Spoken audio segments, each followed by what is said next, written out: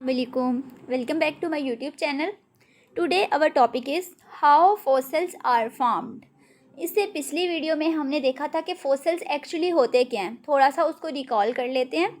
Fossils क्या हैं? Basically remains हैं डेड और डिकेइंग ऑर्गेनिजम्स के. ये फुल स्ट्रक्चर भी हो सकता है या कोई बॉडी पार्ट भी हो सकता है, या फिर ये सिर्फ आप कह सकते हैं कि फुटप्रिंट हो सकता है, बरोज हो सकती हैं. यानी कोई भी ऐसी चीज़ जो एंशियंट टाइम के एनिमल्स या ऑर्गेनिजम्स के साथ लिंक्ड है, उसको हम क्या कहेंगे? फोसिल कहेंगे. अब हम देखते हैं स्टेप्स कौन से हैं फोसिल फॉर्मेशन के. बेसिकली जो सबसे इम्पोर्टेंट स्टेप है ना फोसिल फॉर्मेशन का, वो सेडिमेंटेशन है. ये जो बाकी 3 स्टेप्स हैं ना, आप कह सकते हैं कि ये हमारे पास फोसिल एक्सपोजर के स्टेप्स हैं. यानी सेडिमेंटेशन हो गई, फोसिल जो है प्रिजर्व हो गया, अब उसने बाहर कैसे आना है, तो उसके लिए हमारे पास 3 स्टेप्स हैं. लेयरिंग हो जाती है, अर्थ की जो मूवमेंट है वो इनर सरफेस को एक्सपोज करती है, और ओरिजिन से क्या होता है, फोसिल हमारे पास एक्सपोज हो जाता है. सेडिमेंटेशन होता क्या है? सेडिमेंट बनने का अमल. सेडिमेंट्स क्या होते हैं? देखें, सैलाब आ रहा है, ठीक है, पत्थरों के साथ गुजर रहा है, चट्टानों के साथ गुजर रहा है, उनकी तोड़ फोड़ हो रही है, उनका कुछ मटेरियल जो है वो उसके पानी के साथ ही आ रहा है रिवर में. वहाँ पे वो ज़मीन की जो तय है, पानी की जो तय है, वहाँ पे बैठ गया है, ठीक है. इसको हम कहते हैं ये सेडिमेंट्स बन गए हैं. अब फोसिलाइजेशन की सबसे पहली शर्त क्या है? प्रिजर्वेशन की सबसे पहली शर्त यह है कि किसी भी एनिमल को इमीडिएटली उसको बरीड होना चाहिए सेडिमेंट्स में, ठीक है. वाटर हो सकता है, ये लावा हो सकता है, आइस या सैंड के नीचे उसको बरीड होना चाहिए इमीडिएटली आफ्टर डेथ, ठीक है. अब यहाँ पे एक जो है ना वो इशू भी आ जाता है. वो इशू कौन सा आता है कि जैसे ही डेथ होती है ऑर्गेनिज्म की, किसी एनिमल की डेथ होती है, डिकम्पोजिशन स्टार्ट हो जाती है, ठीक है. अब डिकम्पोजिशन में उससे क्या नुकसान क्या होता है? आपको पता है डिकम्पोजर्स कौन से एनिमल्स हैं जो डेड और डिकेइंग ऑर्गेनिक मैटर पे फीड करते हैं? डिकम्पोजर्स का नाम सुनते ही हमारे माइंड में आते हैं बैक्टीरिया एंड फंजाई. अब जितने भी सॉफ्ट पार्ट्स होते हैं ना ऑर्गेनिज्म की बॉडी में, उन पे तो बैक्टीरिया और फंजाई फ़ौरन से अटैक कर देते हैं. और समटाइम ऐसा होता है कि हार्ड पार्ट्स जो हैं वो बच जाते हैं, वो प्रिजर्व हो जाते हैं और फोसिल बन जाते हैं. जैसा कि हमने लास्ट वीडियो में पढ़ा था, फोसिल्स अक्सर कौन कौन से होते हैं? वुड होती है, टीथ होते हैं, बोन होती है. यानी जो हार्ड पार्ट्स हैं वो बच जाते हैं डिकम्पोजिशन से और वो प्रिजर्व हो जाते हैं, क्योंकि पहली शर्त ही क्या है कि इमीडिएट ग्रोथ होना चाहिए ऑर्गेनिजम्स का, उनकी डिकम्पोजिशन नहीं होनी चाहिए.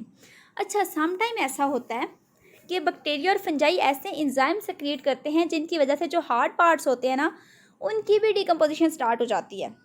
इसमें वाटर, विंड, टेम्परेचर वगैरह जो हैं वो बहुत इंपॉर्टेंट रोल प्ले करते हैं. वो हार्ड पार्ट्स की डिकम्पोजिशन में मेजर रोल प्ले करते हैं.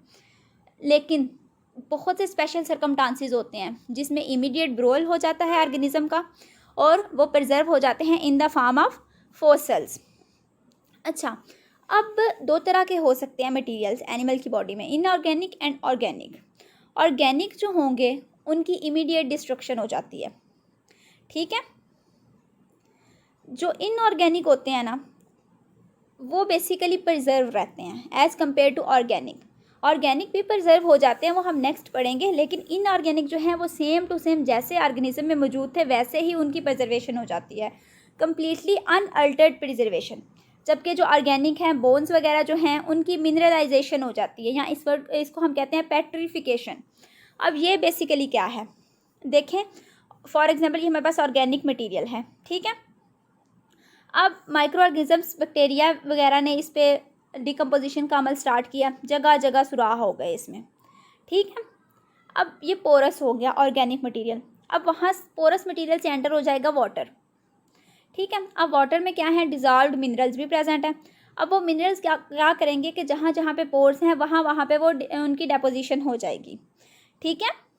और ये जो ऑर्गेनिक मटेरियल है ना, उनमें तो मिनरल डिपॉजिट होते हैं, हो सकता है इनऑर्गेनिक में भी मिनरल्स जो हैं वो डिपॉजिट हो जाएं, ठीक हो गया. अब रिप्लेसमेंट जो होती है ना मटेरियल्स की, वो 2 तरह की होती है. यानी जो मिनरल्स एंटर हो रहे हैं, वो जगह ले रहे हैं ऑर्गेनिक जो कंपोनेंट्स थे उनकी, तो हो सकता है कि वो कंप्लीट जो स्ट्रक्चरल डिटेल है ना ऑर्गेनिज्म की, उसी फॉर्म में वो प्रिजर्व हों, कि हमें देखते ही पता चल जाए कि ये ऑर्गेनिज्म जो है इसकी शेप ऐसी थी क्योंकि मिनरल्स इस तरह प्रिजर्व हैं. यानी वो कंप्लीट सारी डिटेल्स जो हैं उनको महफूज कर लें. या फिर रिप्लेसमेंट इस तरह भी हो सकती है कि सिर्फ जनरल स्ट्रक्चर जो है वो हमारे पास आ जाए। ठीक है, जनरल फॉर्म हमें पता चल जाए कि ओरिजिनल ऑर्गेनिज्म जो था वो ऐसा था, उसकी जो माइन्यूट डिटेल्स हैं वो ना मौजूद हों। ठीक हो गया। अच्छा, अब फोसल्स में ना ज़रूरी नहीं कि सिर्फ मिनरल्स ही होते हैं, ओरिजिनल मटेरियल नहीं होता। कुछ ऐसे फोसल्स भी मिले हैं जिनमें अमाइनो एसिड तक प्रिजर्व थे। ठीक है, ये डिपेंड करता है प्रिजर्वेशन पे कि उसकी सबसे पहली कंडीशन कौन सी है। इमीडिएट जो है उनका ब्रोल होना चाहिए सेडिमेंट्स में। सेकंड क्या होता है, अब देखें ये एक सेडिमेंट की लेयर है, इसके ऊपर और सेडिमेंट्स आते गए, लेयर्स बनती जा रही हैं। ठीक है, अब हमारा फोसल कहाँ पे है, सबसे एंड पे। अब इस पर प्रेशर वगैरह अप्लाई हो रहा है तो ये फोसल का जो स्केलेटन है वो प्रेस हो जाता है, लेयर्स बन जाती हैं। अब देखें ये हमारे पास एक रॉक बन गई जिसमें लेयर्स हैं। अब अगर पहाड़ों को देखें तो आपको पता चल जाता है लेयर्स बनी होती हैं, उनकी नज़र आ रही होती हैं प्रोमिनेंट। अच्छा, अब ये देखिए कि अर्थ की मूवमेंट्स, कौन सी मूवमेंट्स होती हैं अर्थ में, जैसे जलजिला आता है तो ये क्या करता है कि जो इनर सरफेस है उसको एक्सपोज कर देता है, और हो सकता है इस एक्सपोजर के साथ जो फोसल है वो भी बाहर आ जाए। या फिर एक और कह लें मेथड भी हो सकता है फोसल के बाहर आने का, कि ये जो रॉक्स हैं उनकी ओरिजिन स्टार्ट हो जाए। ओरिजिन क्या होता है कि वाटर की हेल्प से इनकी तोड़ फोड़, ठीक है, कि नीचे जो फोसल दबा हुआ है वो तोड़ फोड़ से बाहर आ जाए और उसको हम स्टडी कर लें। ठीक हो गया। सो फोसल्स हमारे पास 4 जो कैले स्टेप्स हैं उनसे गुजर के आता है। सबसे पहले फोसल बनता कैसे है, by the process of sedimentation. ठीक है, उसके बाद हमारे वो एक्सपोज कैसे होता है, लेयरिंग हो जाती है। लेयरिंग के बाद क्या होता है कि हमारे पास आप कह सकते हैं कि मूवमेंट होती है अर्थ की, उससे इनर सरफेस एक्सपोज हो जाती है, या ओरिजिन से क्या होता है फोसल एक्सपोज हो जाता है और हमारे पास आ जाता है लैब में फॉर स्टडी।